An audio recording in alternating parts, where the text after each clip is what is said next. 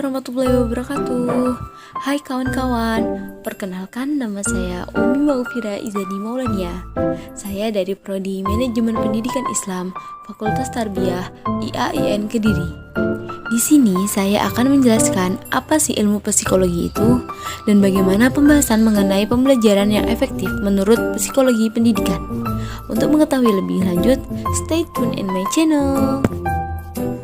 Psikologi merupakan studi ilmiah yang mengkaji tentang perilaku dan proses mental seseorang yang dapat diamati secara langsung, yang mana fokus utamanya yaitu memahami tentang proses belajar mengajar di lingkungan pendidikan. Tujuan dari psikologi pendidikan yaitu memahami sifat atau karakteristik dan kemampuan siswa, memudahkan dalam memilih metode mengajar yang efektif untuk membantu siswa memahami prinsip-prinsip belajar, serta memberi informasi yang dibutuhkan siswa untuk membantu dalam berpikir kritis dalam proses belajar.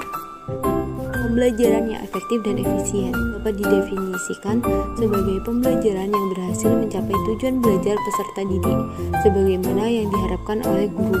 Dalam pembelajaran efektif, diperlukan pembelajaran yang memiliki pengetahuan dan keterampilan yang profesional, serta komitmen, motivasi, dan kepedulian. Dibutuhkan penelitian untuk berbagi pengalaman. Pada tahap perkembangan peserta didik, terdapat beberapa pengelompokan. Yang pertama, perkembangan kognitif, terkait dengan pembentukan pemahaman. Dimulai dengan tahap sensorik motorik, praoperasional, operasional konkret, serta operasional formal. Yang kedua, perkembangan sosio-emosional, yaitu usia prasekolah, usia SD, serta usia SMP hingga SMA. Dan yang ketiga, perkembangan moral. Yang pertama, heteromorph morality, dan yang kedua, outromorph morality. Dalam perkembangannya, terdapat perbedaan individu atau fantasi individu. Di antaranya terdapat inteligensi. Inteligensi berupa kapasitas seseorang dalam menyelesaikan masalah. Kapasitas ini untuk beradaptasi dan belajar dari pengalaman. Nilai inteligensi seseorang dapat naik dan turun karena inteligensi sendiri sifatnya bawaan. Di sini gaya belajar dan berpikir bukanlah sebuah kemampuan, tapi cara untuk menunjukkan kemampuannya, yang mana setiap individu memiliki gaya berpikir dan belajar yang bervariasi satu sama lain. Di antaranya seperti gaya impuls, gaya deep, serta gaya optimistik atau pesimistik. Terdapat pula kepribadian dan temperamen, yang mana kepribadian adalah cara seseorang bereaksi dan berinteraksi dengan individu lain. Kepribadian terbagi menjadi 5, yaitu keterbukaan, kesadaran, extravagance, keramahan, dan neurotism atau stabilitas emosi. Sedangkan temperamental adalah gaya perilaku dan jarak seseorang dalam merespon. Klasifikasi temperamental diantaranya uncycled atau anak yang bereaksi positif dan mudah beradaptasi dengan pengalaman baru, a difficult chill, anak yang bereaksi negatif dan lambat dalam menerima perubahan, serta a slow to warm up atau lambat agak negatif, intensitas suasana hati rendah. Dalam sosial kultural, yang mana budaya mengacu pada pola pikir perilaku, kepercayaan, dan hal-hal lain yang diwariskan. Status sosial ekonominya pun mengacu pada perbedaan dalam pekerjaan, pendidikan, dan ekonomi. Perbedaan etnisnya mengacu pada ras, agama, warisan, budaya, bahasa, dan kebangsaan. Sedangkan gendernya mengacu pada karakteristik sebagai pria atau wanita dan perannya masing-masing. Macam anak berkebutuhan khusus. Yang pertama, disabilitas seperti kesulitan belajar, ADHD, autism, cacat fisik, gangguan emosi atau perilaku. Yang kedua, disabilitas seperti disabilitas intelektual, sensory disorder, gangguan bicara atau bahasa. Pada peningkatan behavioral belajar diartikan sebagai perubahan terkait pengetahuan, perilaku, keterampilan berpikir, dan perubahan-perubahan lainnya yang dipelopori dari pengalaman. Konsep dari pendekatan behavioral ini ditekankan pada perilaku yang dapat diamati, baik itu verbal maupun non-verbal, yang mana perilaku tersebut merupakan respon atas rangsangan dari lingkungan. Konsep penguat dan hukuman sebagai penentu proses pembelajaran dan perilaku. Berikut ini beberapa pendekatan behavioral dan kognitif sosial dalam pembelajaran. Yang pertama, classical conditional. Ivan Pavlov mengemukakan teori ini dan menekankannya pada asosiasi dan stimulus yang ada untuk menghasilkan respon. Teori ini berguna untuk memahami kecemasan dan ketakutan siswa dalam proses belajar. Yang kedua, operance conditioning. B.F. Skinner mengemukakan teori ini yang berfokus pada penggunaan konsekuensi untuk mengubah perilaku. Reinforcement merupakan konsekuensi yang dapat meningkatkan perilaku. Punishment merupakan konsekuensi yang dapat mengurangi perilaku. Yang ketiga, applied behavioral analysis merupakan prinsip-prinsip dalam operant conditioning untuk merubah perilaku. Berikut 3 penggunaan ABA. Yang pertama, meningkatkan perilaku. Yang kedua, mengurangi perilaku. Yang ketiga, membentuk perilaku. Pendekatan kognitif sosial. Albert Bandura mengemukakan teori ini untuk menekankan pengaruh timbal balik dari perilaku, lingkungan, dan orang atau faktor kognitif. Modeling merupakan konsep sentral dalam teori kognitif sosial berupa strategi pembelajaran yang berpotensi merubah kognisi siswa. Dalam konsep kunci, ada beberapa hal penting diantaranya. Yang pertama, lebih memperhatikan proses daripada hasil. Yang kedua, pengalaman adalah pembentuk insight dalam belajar. Yang ketiga, ingatan atau memori membentuk informasi.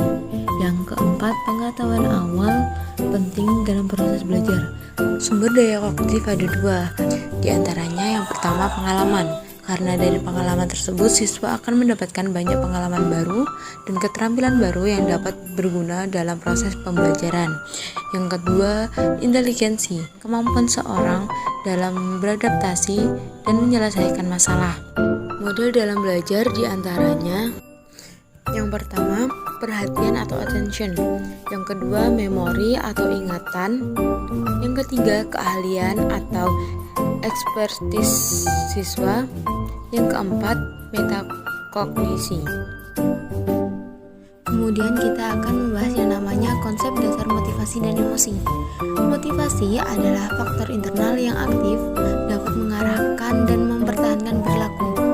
Kategori motivasi ada 2, yaitu motivasi intrinsik atau dorongan mengikuti kegiatan sebagai sarana untuk mencapai tujuan, dan motivasi intrinsik, dorongan mengikuti kegiatan untuk mencapai tujuan pribadi. Selanjutnya ada emosi. Emosi merupakan keadaan yang membuat orang senang, sedih, cemburu, aman, takut, marah, dan lain-lain.